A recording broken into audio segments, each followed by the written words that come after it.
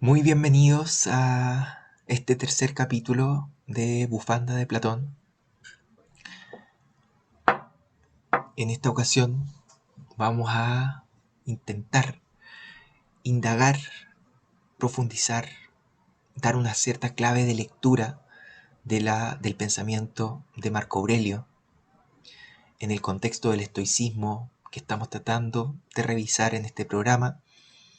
Marco Aurelio se enraiza en la tradición del estoicismo tardío, que nosotros ya hemos dicho. Comienza con Musonio Rufo, Epicteto, Séneca, perdón, Marco Aurelio, Séneca, podríamos decir. Y en ese contexto está Marco Aurelio. Me tocó esta semana releer sus meditaciones, un texto precioso, cargado de nostalgia, con muchas máximas aplicadas que se pueden aplicar en la vida cotidiana. Tiene mucho que decirnos ese libro. Y buscamos ahora tratar de ver las claves de lectura para poder entrar a ese texto, porque no es un texto fácil. Hay fragmentos que no se conservan. Recién en el siglo X, esto fue escrito en el siglo II, recién en el siglo III, en el siglo X digo, hay registro de los primeros lectores de Marco Aurelio. Pero vamos a tratar ahora de buscar. Me tocó también leer La Ciudadela Interior, que recomiendo muchísimo, un texto de Pierre Hadot, estoico del siglo XX, que da una cierta pauta, profundiza en lo que intenta decirnos Marco Aurelio en este texto, y vamos a tratar un poquito de desarrollar aquello. Marco Aurelio, vamos a comenzar con unas referencias biográficas sin tratar de buscar profundizar en su historia o en la historia de Roma, pero es imprescindible decir ciertos aspectos biográficos. Nace en Roma en el año 121, muere en Viena en el año 180, ¿ya?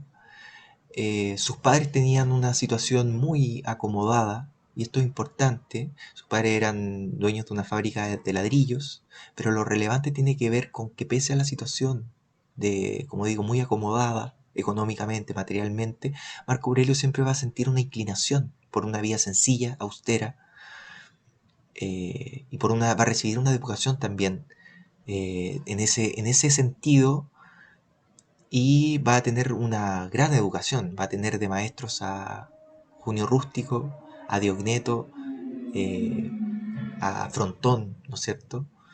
Pero en el primer capítulo, a quienes nombra, por supuesto, en el primer capítulo, y en ese primer capítulo de las meditaciones, Marco Aurelio, que es un capítulo precioso donde hace un recorrido, los estoicos lo recomendaban mucho, no solo a nivel de pensar en quiénes fueron nuestros grandes maestros, sino que comenzar desde la premisa de que de todo se puede sacar una lección, sobre todo de las personas que son nuestros seres amados, los seres que existieron junto a nosotros, ¿ya? Entonces, él va a decir en ese capítulo: de mi madre la sencillez, los propósitos, la vida austera, ¿no es cierto? La frugalidad. Entonces, Marco Aurelio, recogiendo un poco la tradición de los espartanos, que también a su vez sí, bien digo, de los cínicos, esto de vivir de manera sencilla, vestirse solamente con vestirse solamente con un abrigo corto, dormir en un jergón, en un colchón de paja, tratar de escapar de tanta confort, de tanta comodidad, eh, y eso lo adopta Marco Aurelio, ¿ya? Tener, tratar de premiar el esfuerzo, como digo, no de quedarse en el confort. Eh, entonces, Marco Aurelio va a recibir una muy buena educación, va a ser un excelente alumno de, de Frontón, va a aprender retórica, de Diogneto va a aprender todo lo que tiene que ver con los textos, con los diálogos, la escritura, y de Junio Rústico va a aprender la doctrina estoica, quien fue parte de las clases de Epicteto. Es impresionante cómo Epicteto, que era esclavo, va a tener tanta influencia digo, en Marco Aurelio, que fue el emperador romano. Es bonito eso. Eh, bueno, hay un hecho biográfico que va a marcar la vida de Marco Aurelio, que tiene que ver con el fallecimiento de su padre muy tempranamente. A muy corta edad fallece el padre de Marco Aurelio, pero el emperador de la época en Roma, Adriano, va a proteger a Marco Aurelio.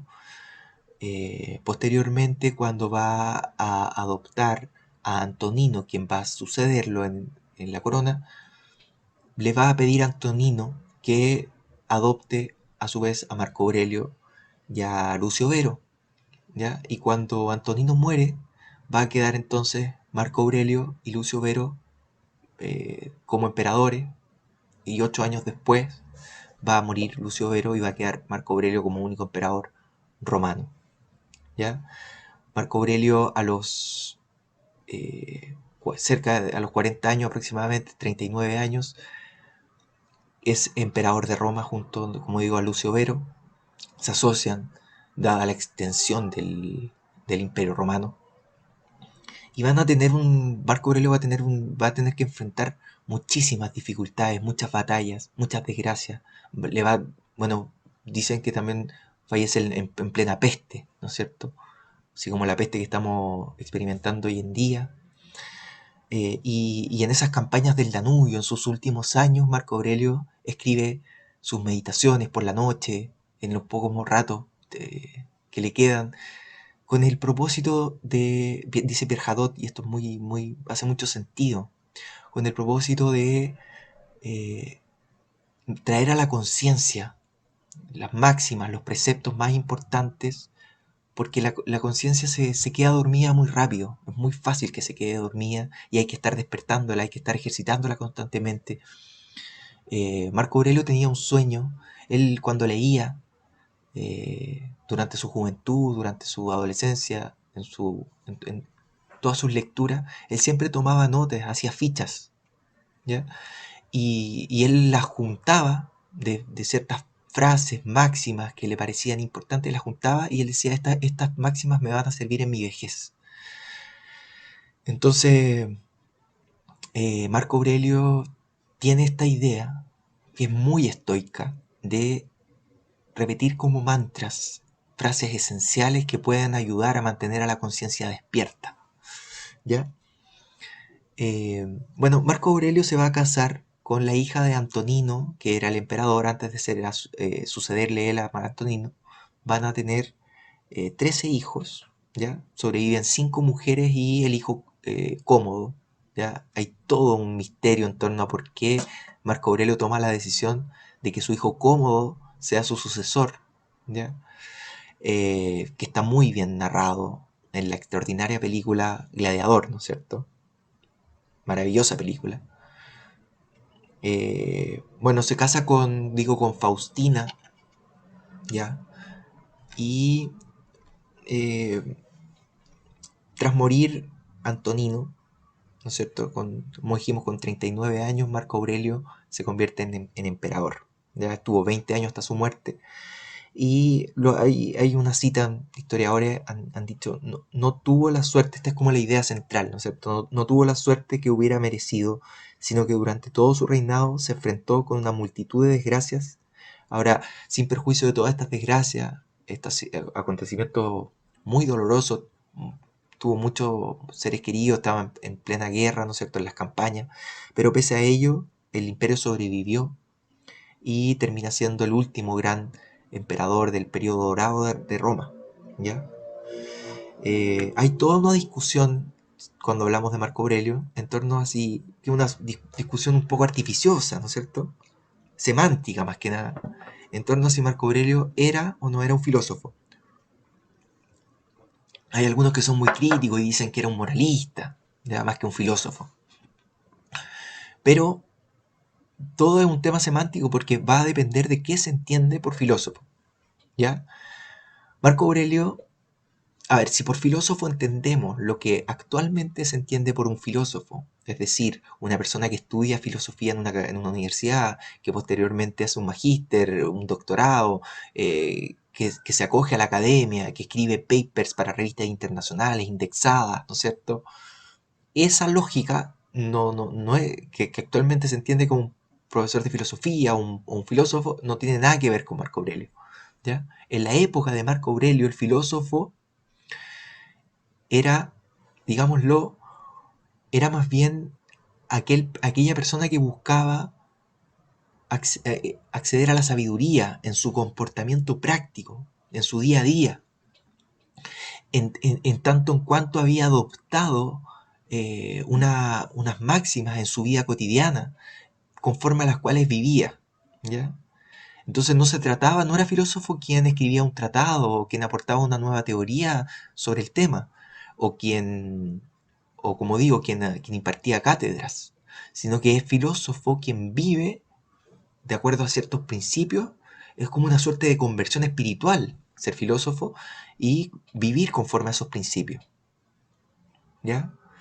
Eh, Esta conversión, bueno, entonces en ese sentido claramente, Marco Aurelio, si bien sus meditaciones no son un texto sistemático, no son un sistema hegeliano, por decirlo así, o una gran obra desde un punto de vista de que crea una nueva tradición filosófica, no, no.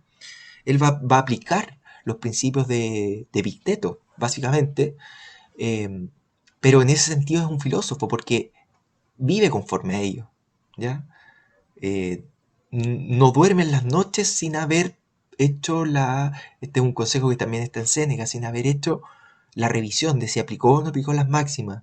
En la mañana se traza ciertos objetivos, vive conforme a ellos. Está preocupado de ser consciente de que la memoria que es tan frágil, la conciencia que es tan frágil y tan buena para dormirse rápidamente, despierte. ¿Ya? Conocemos en Marco Aurelio, esto es interesante porque Marco Aurelio, como decía, conoció a Epicteto a través de Junio Rústico, pero a su vez Junio Rústico fue oyente de las clases que daba Epicteto. Entonces conocemos una versión más completa todavía, porque no todo lo que dijo Arriano respecto de Epicteto está presente. Marco Aurelio sabía más de nosotros que Epicteto, porque no solamente había leído lo que Arriano escribió de Epicteto, como vimos en las sesiones anteriores, sino que agrega nuevas máximas por parte de su maestro Epicteto. ¿Ya? Eh, Marco Aurelio fue un muy buen alumno, muy apasionado por la lectura, y fue muy buen alumno, como digo, de Junio Rústico, quien fue no solo su amigo, su maestro, a quien después Marco Aurelio lo va a nombrar cónsul, ¿ya? Pero hay un hecho también, hay un moralista de la época de, de Marco Aurelio que se llamaba Aristón. Hay un momento en su biografía en que Marco Aurelio se siente triste, ya prácticamente no come, le cuenta a Frontón en una de las pocas cartas que se conservan, le dice, estoy triste, ya no como, porque estoy maravillado con la lectura de Aristón, pero al mismo tiempo me doy cuenta lo distante que está mi vida cotidiana de la aplicación de esa doctrina, y a mí me gustaría vivir conforme a esa doctrina. Entonces eso también gatilla un poco la decisión de Marco Aurelio de convertirse, de volverse estoico, ¿ya?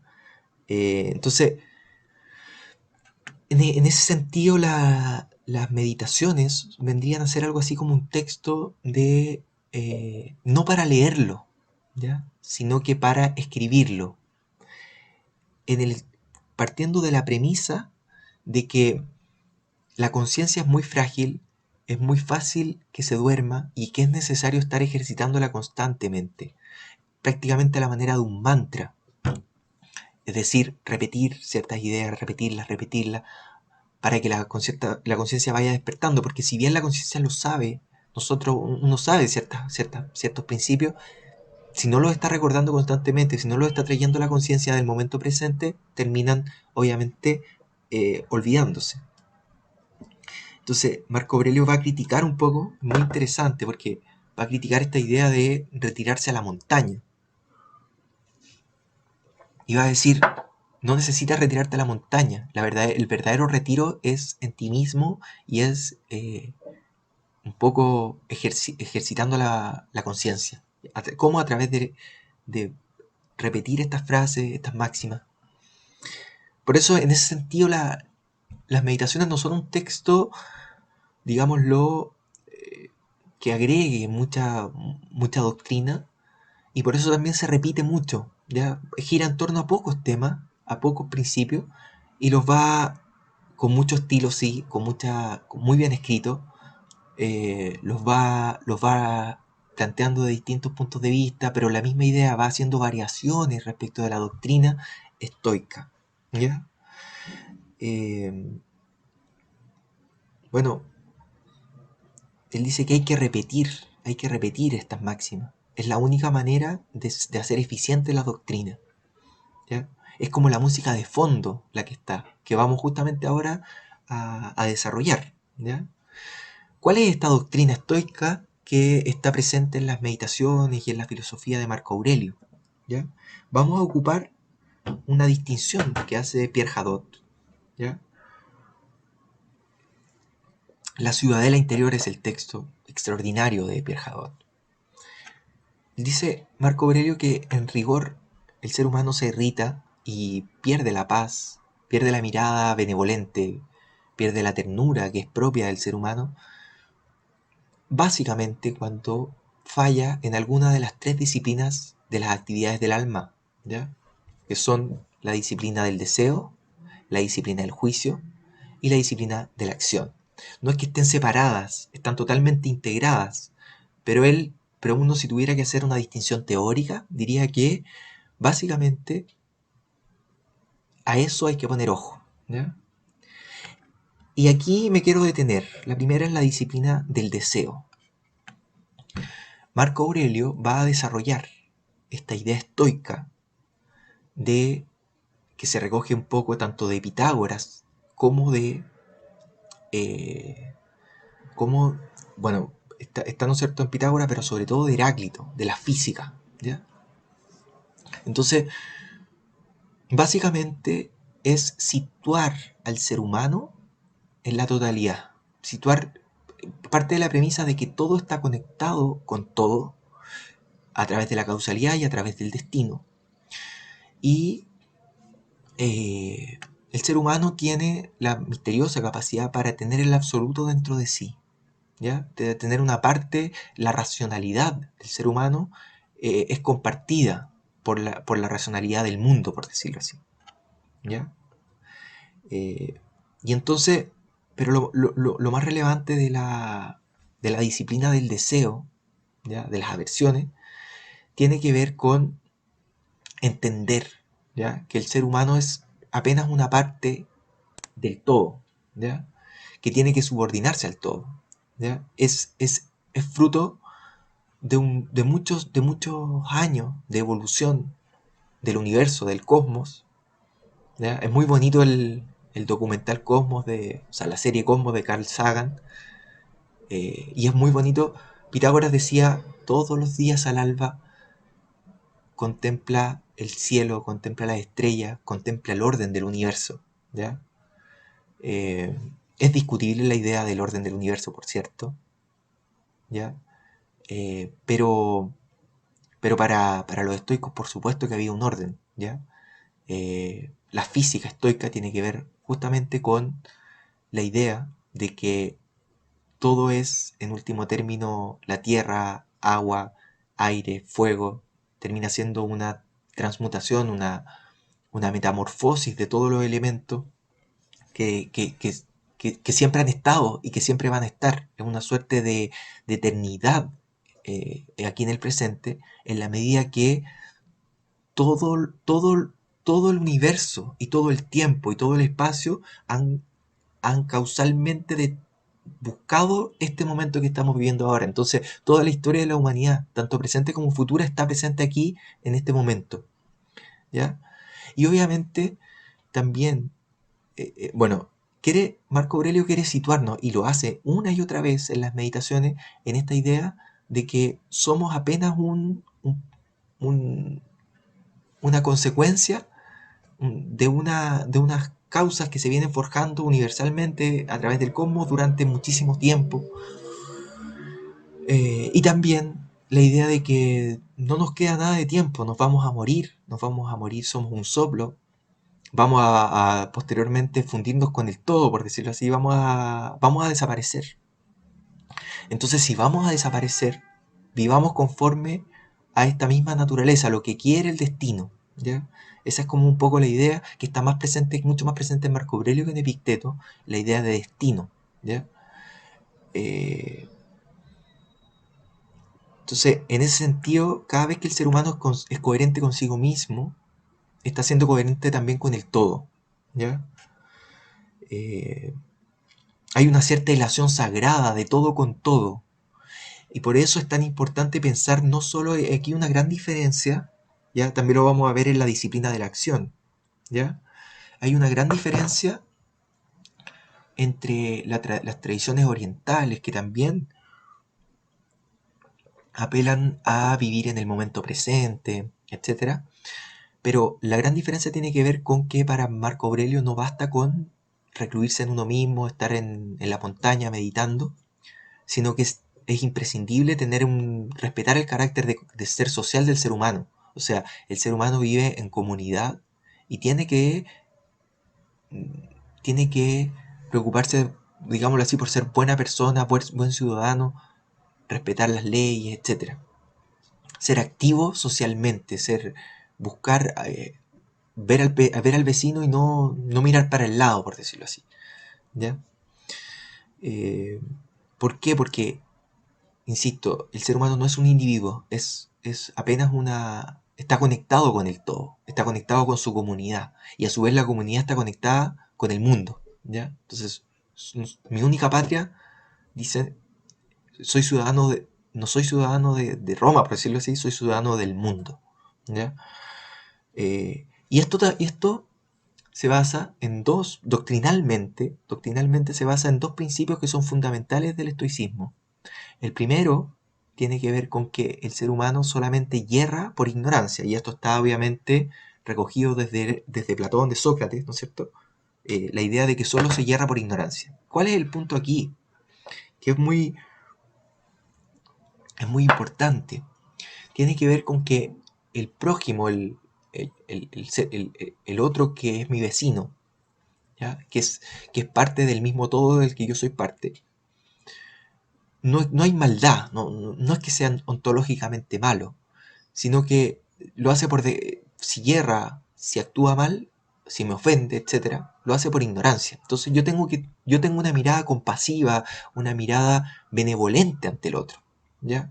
Y ante mí mismo también. Yo también, todos nos equivocamos, ¿ya? No existe ese linchamiento muy propio de nuestra época, donde si alguien comete un error, automáticamente es juzgado, es apuntado con el dedo, etcétera. Es considerado un enemigo, ¿no? O sea, un ser despreciable, un ser malo, ¿ya? Yo que soy tan bueno versus el otro que es tan malo. Este, esta fascinación que tiene el sujeto moderno por, como digo, por separar entre bueno y malo, por juzgar desde el púlpito de los buenos a los otros que son los malos, ¿ya? Un poco la superioridad moral, ¿ya? Lo bonito del estoicismo es que si bien habla de moral, es una moral única y exclusivamente respecto de lo que depende de nosotros, o sea, una moral basada en uno mismo y sobre todo el estoico no proclama ser un estoico, jamás va a decir en público que es un estoico. Utiliza el estoicismo solo para practicarlo en él mismo y en silencio.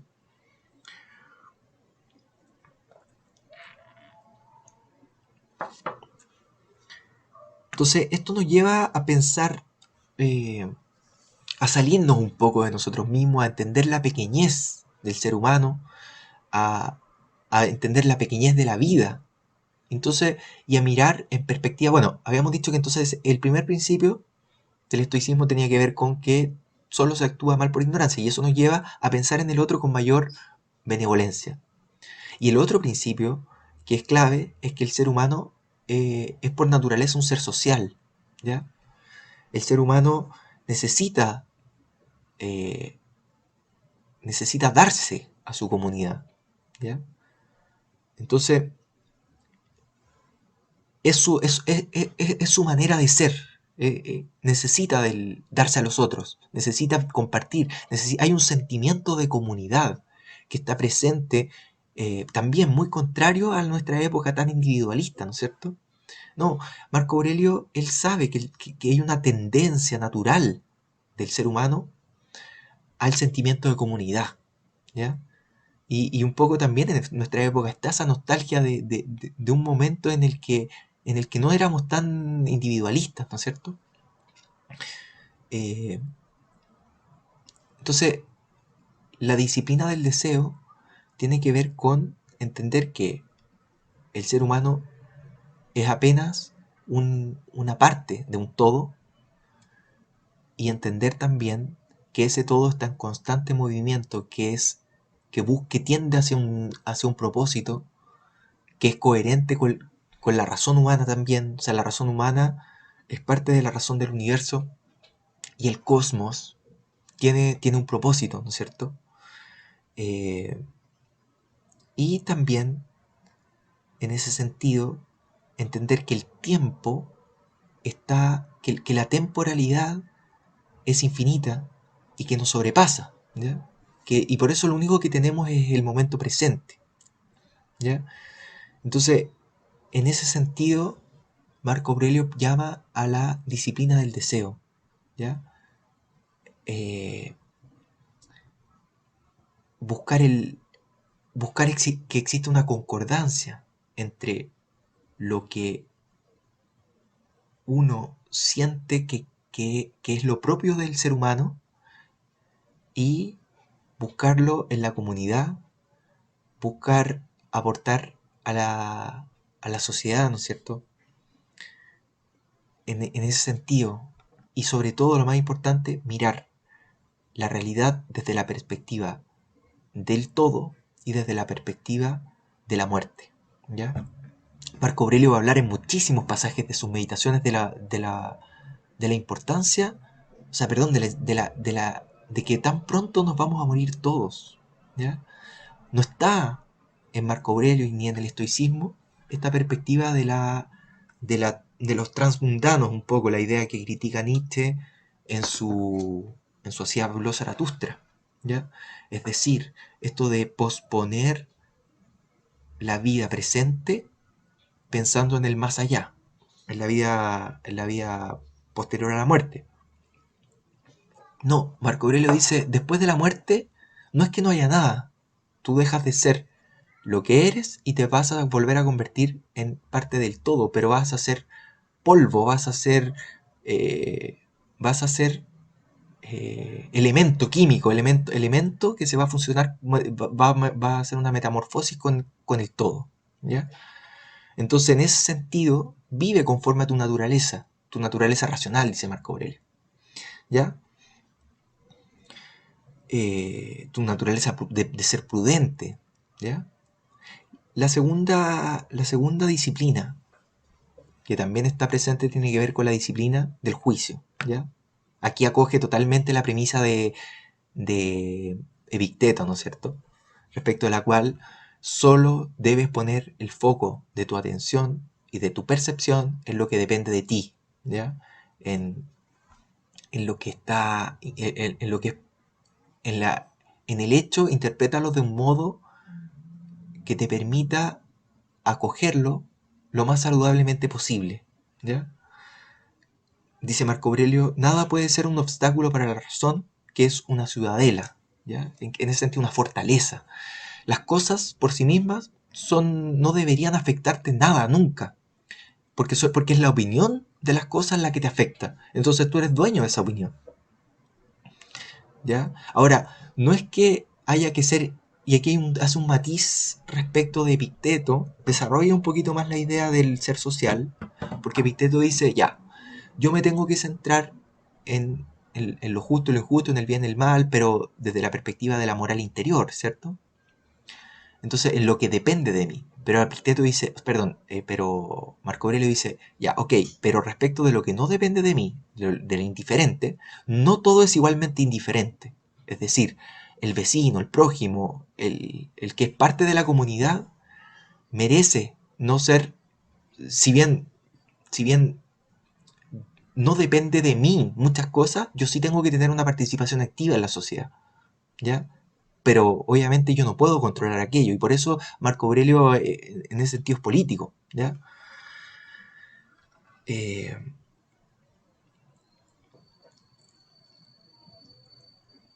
es la vanidad, dice Marco Aurelio, lo que perturba el juicio, ¿ya?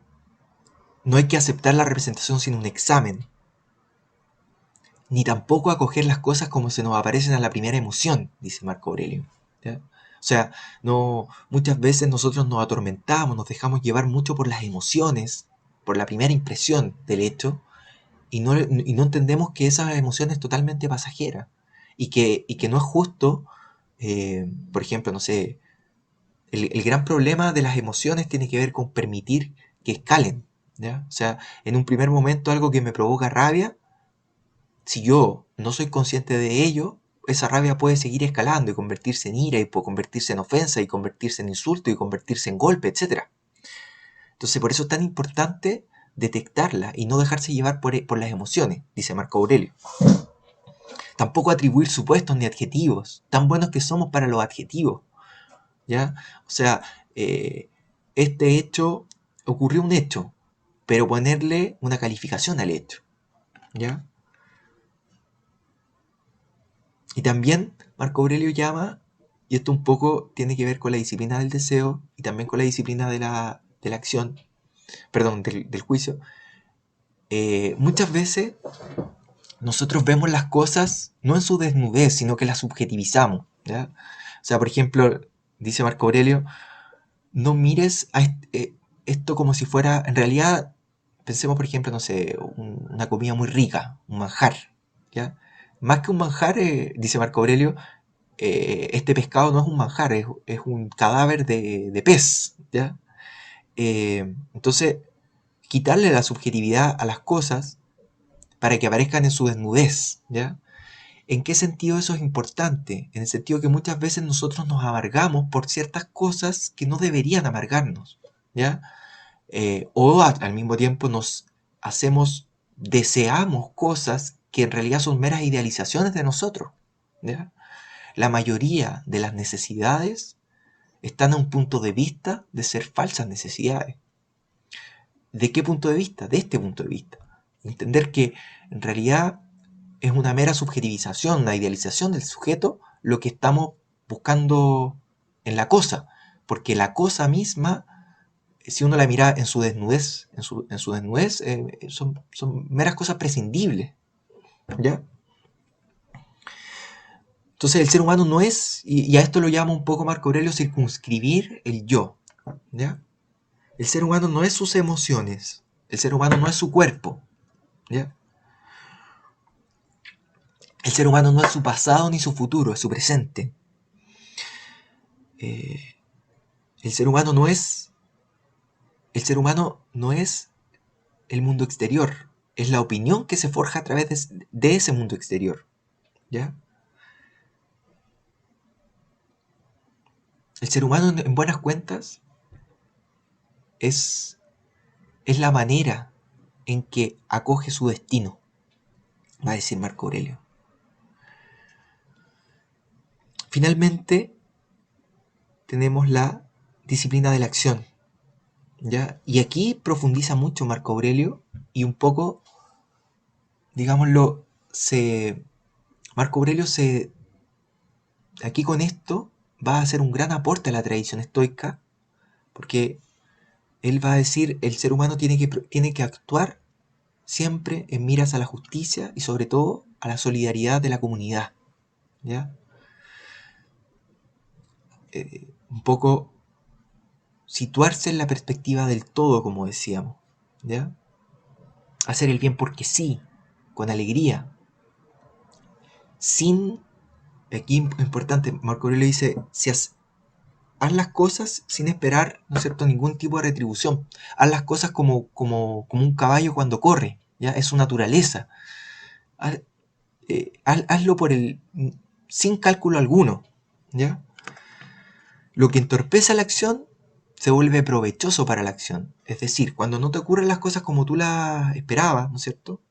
En realidad lo que plantea el estoicismo en la disciplina del juicio es no esperar nada. Como decíamos en las sesiones anteriores, acomodar lo que no es lo que, cambiar la mirada, ¿no es cierto?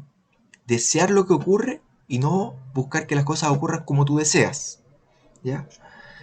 Eh, entonces, si nosotros entendemos que el ser humano se equivoca por ignorancia, ¿ya? Y que somos seres sociables, que necesitamos de los otros para poder ser nosotros mismos, para poder vivir conforme a nuestra naturaleza, también vamos a entender que tenemos que ser sociales, ¿ya?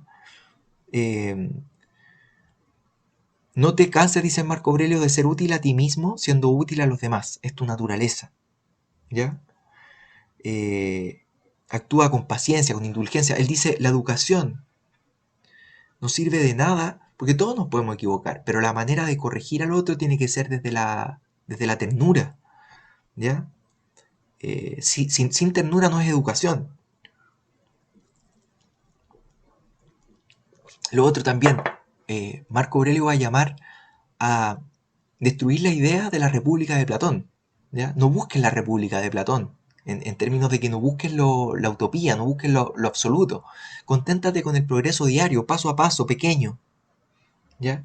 Concéntrate en lo único que tienes, que es el presente. Aplica las máximas en el presente. Y Séneca va a decir, el hombre es sagrado para el hombre. Por eso la importancia del ser social, de no mirar para el lado cuando ves a alguien que está sufriendo, de no juzgar a los otros porque actúan por ignorancia, de entender que todos nos equivocamos. Actúa, decía Kant, como si el principio de autoactuar pudiera ser objeto de una ley universal. Y esa ley universal es la naturaleza, es el propósito del ser humano, conforme al cual tenemos que actuar, decía Marco Aurelio.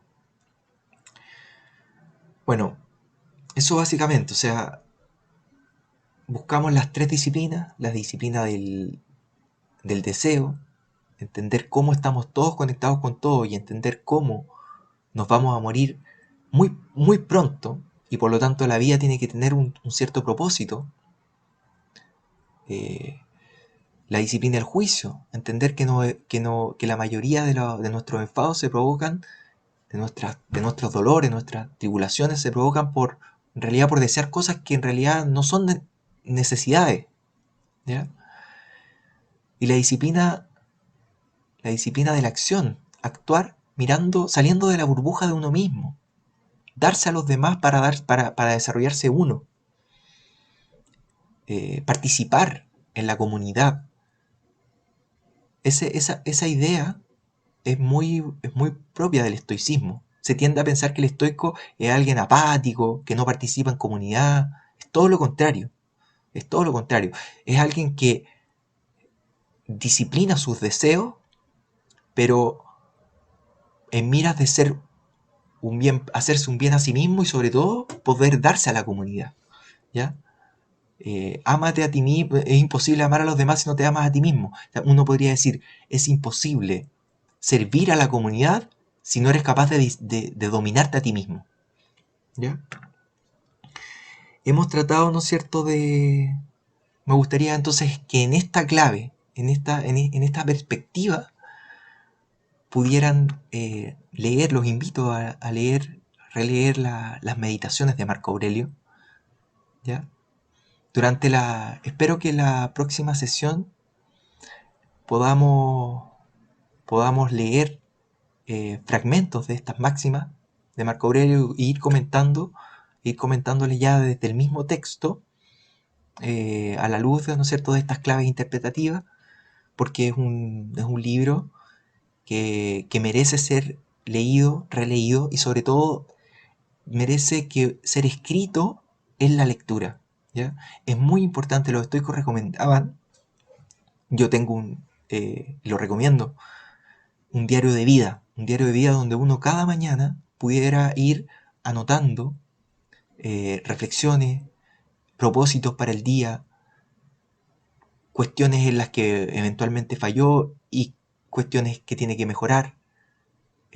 Siempre buscar ser mejor persona, pero en silencio, en la intimidad de la reflexión, en el soliloquio con uno mismo, ¿no es cierto?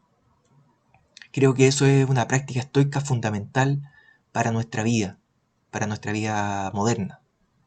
Abandonar el individualismo, eh, tener esta perspectiva de ser social. Espero les haya gustado este tercer capítulo dedicado a Marco Aurelio, como una especie de introducción a su pensamiento, y nos vemos en futuros programas. Los invito a suscribirse al canal si les gusta esto de lo que estamos hablando, y nos estamos viendo. Un abrazo.